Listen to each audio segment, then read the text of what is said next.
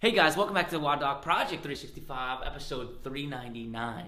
Over the last several days, we've been working on handstand positioning and handstands themselves, all right? We started out on the ground to work on body position, and then we moved up and inverted ourselves against the wall to work on how our shoulders and our arms would react once loaded in a handstand position. Now, what we want to do is start transitioning over to a handstand walk. Now, before we can do that, we need to learn how to load and how to support each arm when it's by itself, each arm singularly, okay? So what we're gonna do is we're gonna mimic the things that we did yesterday. We're gonna walk ourselves up against the wall. We're still gonna have our body facing the wall. We're gonna use all the same rules as we did.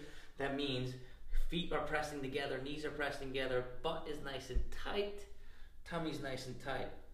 Shoulders are working on external rotation, so we're trying to show our armpits towards the wall, okay? Instead, we're all just gonna be upside down. So what I'm gonna do is I'm gonna start by getting into that position. Remember, we're gonna try to keep our arms shoulder width apart here, and we're still gonna try to get ourselves as tight as we can to the wall, okay? Now this is what would be our great handstand position if we can get into it.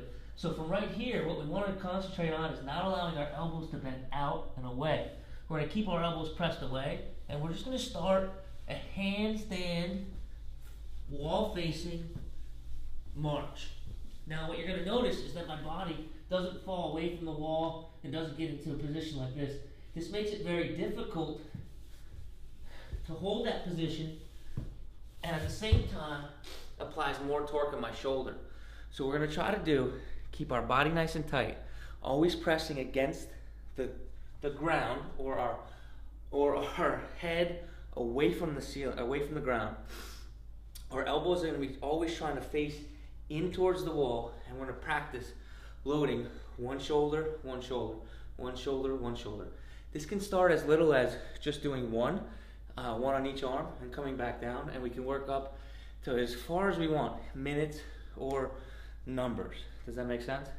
Guys, I hope this helps you out, and until tomorrow, we're optimizing function to optimize performance.